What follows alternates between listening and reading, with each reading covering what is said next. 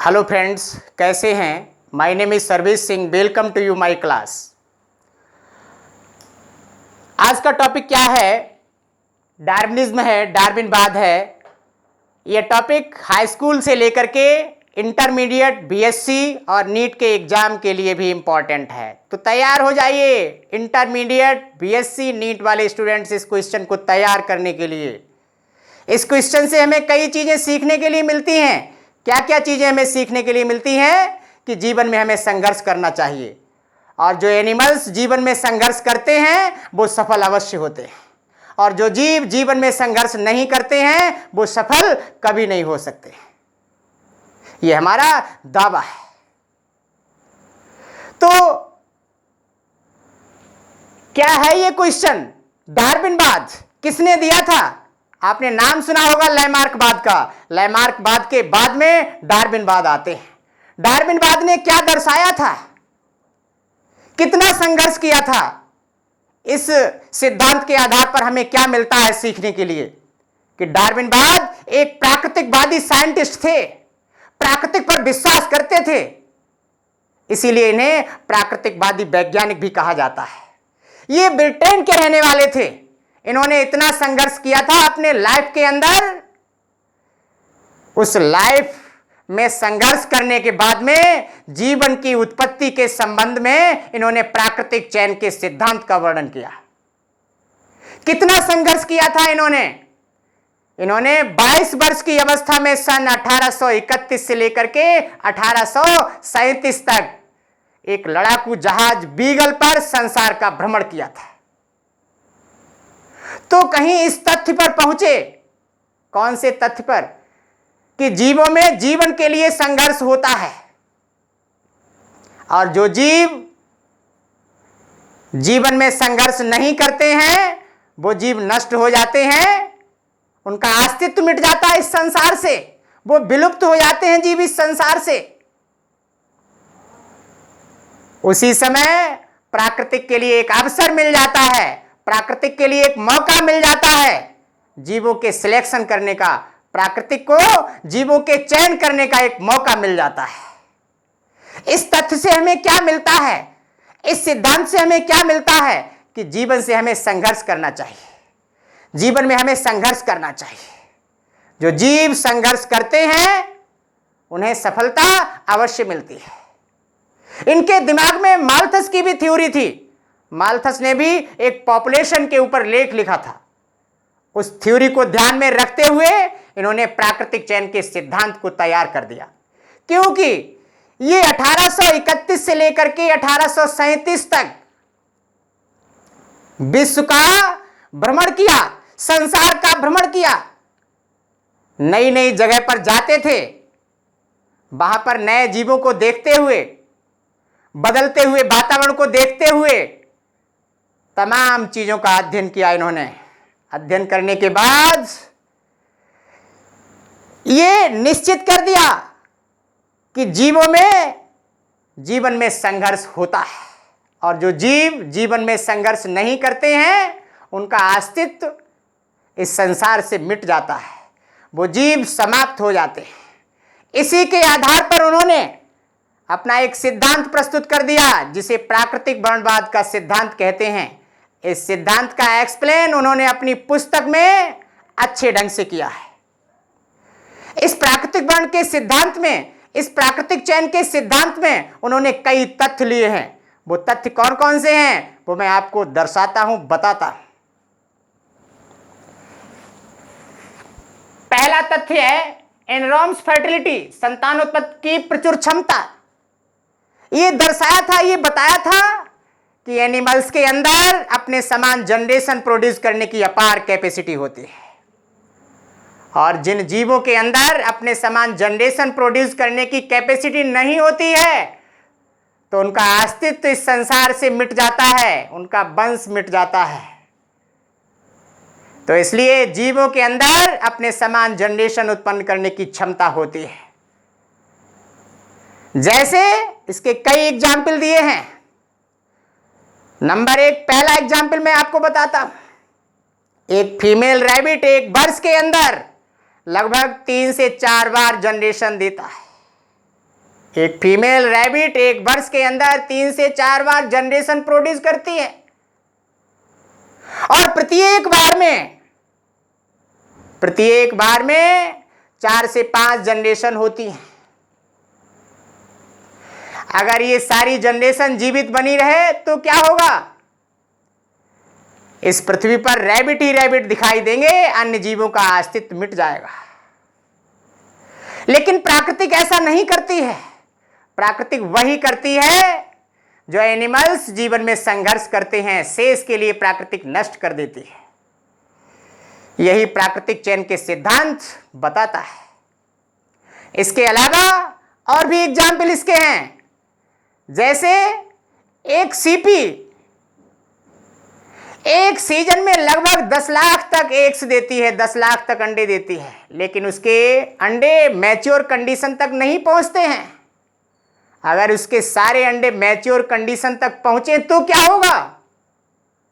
जिस तालाब के अंदर वो सीपी है, तो उस तालाब के अंदर सीपियों की संख्या इतनी हो जाएगी कि अन्य जीवों का अस्तित्व मिट जाएगा। सीपियां ही सीपियां हो जाएंगी उस तालाब के अंदर। लेकिन नेचुरल या प्राकृतिक ऐसा नहीं करती है। जो जीवन में संघर्ष करते हैं बस उन्हीं के लिए जीवन देती है, शेष के लिए किसी न किसी कारक के माध्यम से उन्हें नष्ट कर देती है। जैसे तालाब के अंदर तो रहने वाले बहुत सारे जीव होते हैं जो उनका भक्षण कर जाते हैं, उन्हें नष्ट कर देते हैं, जिससे उस तालाब का बैलेंस या उस प्राकृतिक का बैलेंस बना रहता है, संतुलन बना रहता है।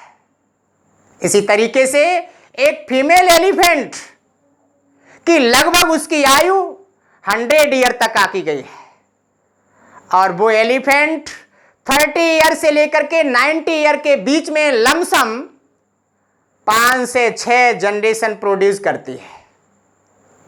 अगर उसकी सारी जनरेशन जीवित बनी रहे 740 वर्षों से लेकर के 750 वर्षों तक, तो एलिफेंट की संख्या 19 मिलियन के करीब हो जाएगी। लेकिन प्राकृतिक ऐसा नहीं करती है। अगर ये सारी जनरेशन जीवित बनी रहेगी तो क्या होगा? पृथ्वी पर अन्य जीवों का अस्तित्व मिट जाएगा। लेकिन प्राकृतिक ऐसा नहीं करती है, केवल उतने के लिए ही जीवन प्रदान करती है जो जीवन में संघर्ष करते हैं, शेष के लिए नष्ट कर देती है। तो इन जीवों की बढ़ती हुई जनसंख्या को रोकने के लिए प्राकृतिक कई प्रकार के सीमांत कारक भी छोड़ देती है। जैसे एक एग्जाम्पल देता हूं अफ्रीका के घने जंगलों से। वहां से अगर शेरों की संख्या के लिए कम कर दिया जाए, अगर लाइन को निकाल दिया जाए वहां से, तो क्या होगा? उस जंगल के अंदर जेब्रा की संख्या इतनी हो जाएगी कि उस जंगल में अन्य जीवों को भोजन नहीं मिलेगा, फूड नहीं मिलेगा, अन्य जीवों का अस्तित्व मिट जाएगा। जेब्रा ही जेब्रा उस जंगल के अंदर दिखाई देंगे। लेकिन नहीं, प्राकृतिक ऐसे कारक, ऐसे परभक्षी वहां पर तैयार कर देती है उनका भक्षण करने के लिए, जिससे उस जंगल का या उस प्राकृतिक का संतुलन बना रहे। इसी तरीके से कई ऐसे कारक हैं। जब जनसंख्या अधिकांश मात्रा में बढ़ती है तो महामारी जैसे रोग हो जाते हैं, भयंकर रोग हो जाते हैं, जिससे जीवों की संख्या कंट्रोल हो जाती है, नियंत्रित हो जाती है। इसी प्रकार से अन्य कारक भी होते हैं, जैसे प्राकृतिक आपदाएं आ जाती हैं। प्राकृतिक आपदाएं, भूकंप आता है, तूफान आता है, बाढ़ आती है, इतनी गर्मी होती है, इतनी बरसात होती है, जिसके लिए जीव सहन नहीं कर पाते हैं और उसमें भी जीव नष्ट हो जाते हैं। ऐसा प्राकृतिक क्यों करती है? जीवों का सिलेक्शन करने के लिए, जीवों का चयन करने के लिए, जिससे प्राकृतिक का संतुलन बना रहे। इसलिए ऐसे सीमांत कारक छोड़ दिए जाते हैं, तैयार कर दिए जाते हैं, जिससे प्राकृतिक का बैलेंस बना रहे। इस तरीके के कारक होते हैं जिससे प्राकृतिक का संतुलन बना रहता है। नेक्स्ट तथ्य की बात करते हैं स्ट्रगल फॉर एक्सिस्टेंस, जीवन संघर्ष। जीवों के अंदर जीवन में संघर्ष करने की प्रवृत्ति होती है, क्षमता भी होती है, कैपेसिटी भी होती है, लेकिन जो जीव जीवन में संघर्ष नहीं करते हैं उन जीवों का अस्तित्व मिट जाता है, वो जीव समाप्त हो जाते हैं। जो जीव अपने जीवन में संघर्ष नहीं करते हैं उन जीवों का अस्तित्व मिट जाता है, समाप्त हो जाते हैं, उनका वंश आगे नहीं चलता है। जीव क्यों संघर्ष करते हैं? थोड़ा सा विचार कीजिए। जीव संघर्ष क्यों करते हैं? अपने भोजन के लिए, अपने आवास के लिए जीव जीवन भर संघर्ष करते हैं। कुछ ऐसे भी जीव होते हैं जो जंगल के अंदर रहते हैं, पूरे दिन भोजन की तलाश में भटकते हैं, पूरे दिन अपने आवास की तलाश में भटकते हैं। अगर उन्हें भोजन नहीं मिलेगा, अगर उन्हें आवास नहीं मिलेगा तो क्या होगा? अन्य जो लार्ज एनिमल्स होते हैं, बड़े जीव होते हैं, वो उनका भक्षण कर लेंगे। अगर आवास नहीं मिलता है, भोजन नहीं मिलता है तो भी वो नष्ट हो जाएंगे। इसलिए जीवन में ये संघर्ष करते हैं। अगर ये संघर्ष नहीं करेंगे तो क्या होगा? इनका अस्तित्व मिट जाएगा, ये संसार से समाप्त हो जाएंगे। इसलिए जीवन में संघर्ष इसीलिए करते हैं क्योंकि अपनी लाइफ को आगे बढ़ाने के लिए, अपने वंश को आगे बढ़ाने के लिए ये संघर्ष करते हैं। और जो संघर्ष नहीं करते हैं उनका अस्तित्व मिट जाता है। यही प्राकृतिक चयन का सिद्धांत दर्शाता है। संघर्ष कैसे कैसे होता है? एक तो सजातीय संघर्ष होता है, जैसे एक ही प्रकार की जो जातियां होती हैं उनके बीच में भी संघर्ष होता है। आवास को लेकर संघर्ष होता है, फूड को लेकर के संघर्ष होता है। सेम एक जैसी जातियां होती हैं, जब फूड की मात्रा कम हो जाती है तो फूड को प्राप्त करने के लिए उनके बीच में भी संघर्ष होता है। और जिन्हें भोजन नहीं मिलता है वो जातियां नष्ट हो जाती हैं, उनका अस्तित्व मिट जाता है। और जो जातियां शेष रह जाती हैं प्राकृतिक उन्हीं का चयन कर देती है। अंतरजातीय संघर्ष, इसमें क्या होता है? कुछ छोटे जीव होते हैं, कुछ बड़े जीव होते हैं। Small animals and large animals. जो बड़े जीव होते हैं वो उनका शिकार बना लेते हैं, उनका भक्षण कर लेते हैं। उनके बीच में भी संघर्ष होता है, भोजन को प्राप्त करने के लिए, आवास को प्राप्त करने के लिए। कुछ ऐसे जीव होते हैं जो दूसरे का शिकार बन जाते हैं, उनका अस्तित्व मिट जाता है। अगर वो संघर्ष ना करें तो ऐसे जीवों का अस्तित्व मिट जाएगा। प्राकृतिक चयन का सिद्धांत भी यही कहता है, जो लाइफ में संघर्ष करते हैं एनिमल्स वही जीते हैं, शेष जीव नष्ट हो जाते हैं। अर्थात प्राकृतिक उन्हीं का चयन करती है जो जीवन में या लाइफ में संघर्ष करते हैं। इसके अलावा वातावरणीय संघर्ष भी करना पड़ता है। वातावरण से बचने के लिए एनिमल संघर्ष करते हैं। किस तरीके से वातावरण में बचते हैं? ये वातावरण में कभी कभी इतने परिवर्तन आ जाते हैं कि भूकंप आता है, आंधी आती है, तूफान आते हैं, वर्षा होती है, गर्मी होती है। इनसे बचने के लिए एनिमल्स संघर्ष करते हैं। और जो जीव इनसे बचने के लिए संघर्ष नहीं करता है, बदलती हुई जलवायु के प्रति संघर्ष नहीं करते हैं, तो उन जीवों का अस्तित्व मिट जाता है। प्राकृतिक उनका सिलेक्शन नहीं करती है, प्राकृतिक उन्हीं का सिलेक्शन करती है जो जीवन में संघर्ष करते हैं, जलवायु के प्रति अपने को बदलते हैं। और जो नहीं बदल पाते हैं उनका अस्तित्व मिट जाता है। अब नेक्स्ट तथ्य की बात करते हैं, सर्वाइवल ऑफ फिटेस्ट, योग्यतम की उत्तरजीविता। डार्विन क्या कहते हैं? डार्विन ये कहते हैं कि प्राकृतिक उन्हीं जीवों का सिलेक्शन करती है जो जीव इस वातावरण में रहने के योग्य समझती है, और जिन्हें वातावरण में के योग्य नहीं समझती है, यहां पर नहीं रह सकते हैं, तो उन जीवों का अस्तित्व मिट जाता है। या कह सकते हैं बदलते हुए वातावरण के प्रति अगर वो नहीं ढाल पाते हैं अपने आप को तो वो जीव समाप्त हो जाते हैं। ये प्राकृतिक चयन के सिद्धांत का नियम है। जो संघर्ष नहीं करते हैं तो वो नष्ट हो जाते हैं। अर्थात कह सकते हैं जो योग्य जीव होते हैं, इस वातावरण में रहने योग्य होते हैं, उन्हीं का प्राकृतिक सिलेक्शन करती है, शेष के लिए नष्ट कर देती है। नेक्स्ट बात करते हैं तथ्य की, वेरिएशन एंड हेरिडिटी, भिन्नता तथा आनुवंशिकता। इसके विषय में क्या दर्शाया था डार्विन ने?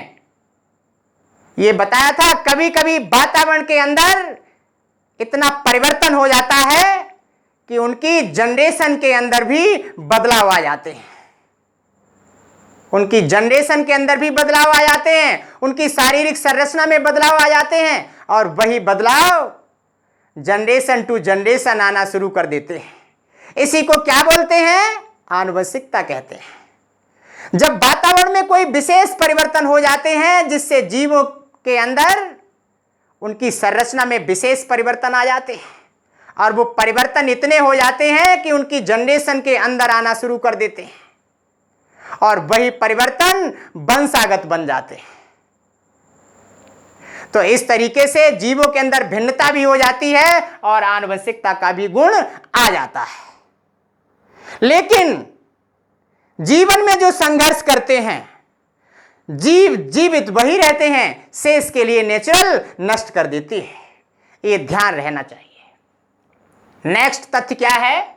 एडप्टेशन टू द एनवायरमेंट, जीवधारियों में वातावरण के प्रति अनुकूलन। अभी मैंने आपके लिए इस तथ्य में बताया था, नेक्स्ट ऊपर वाले तथ्य में, कि जीवों के अंदर बदलते हुए वातावरण के प्रति अपने आप को बदल लेना चाहिए, और जो जीव वातावरण के प्रति अपने आप को नहीं बदल पाते हैं वो नष्ट हो जाते हैं। वातावरण में कभी कभी इतना विशेष परिवर्तन हो जाता है, इतना विशेष परिवर्तन हो जाता है जो जीव नहीं बदल पाते हैं।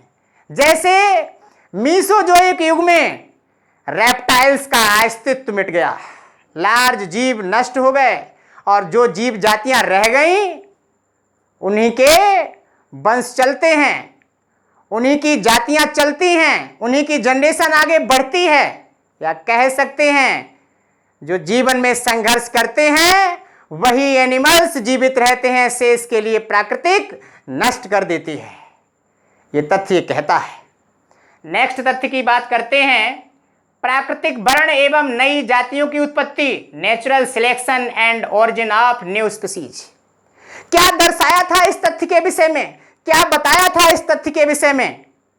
यह बताया था इस तथ्य के विषय में कि वातावरण के प्रति कभी कभी इतना परिवर्तन हो जाता है, इतना परिवर्तन हो जाता है कि जीवों की जनरेशन के अंदर विशेष बदलाव आ जाते हैं, और वो बदलाव उनके पेरेंट से इतने भिन्न हो जाते हैं, इतने अलग हो जाते हैं, इतने परिवर्तित हो जाते हैं, जिससे उनके पेरेंट्स अलग दिखाई देते हैं, उनकी जनरेशन अलग दिखाई देती है।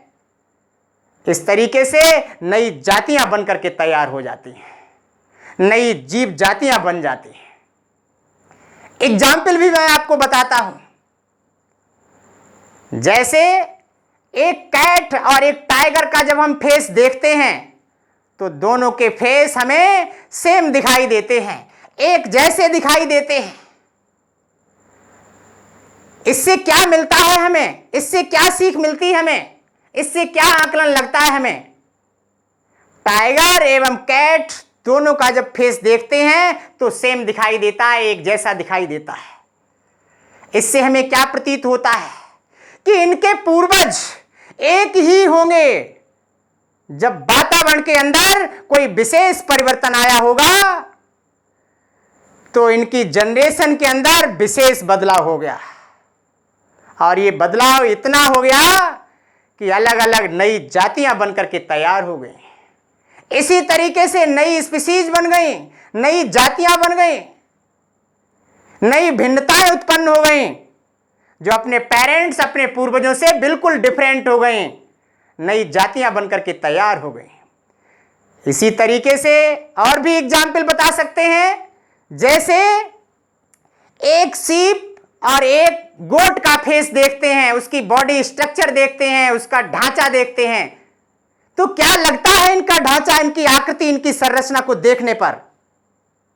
ऐसा प्रतीत होता है कि इनके जो पूर्वज होंगे वो एक ही होंगे, इनके जो पूर्वज होंगे वो एक ही होंगे, वातावरण में कोई विशेष परिवर्तन हुआ होगा जिससे वातावरण के प्रति इनकी शारीरिक संरचना में परिवर्तन आ गया, और इतना परिवर्तन आ गया कि ये अपने पूर्वजों से डिफरेंट हो गए, अलग हो गए। इतना परिवर्तन आ गया जिससे अन्य अलग अलग जातियां बन करके तैयार हो गई।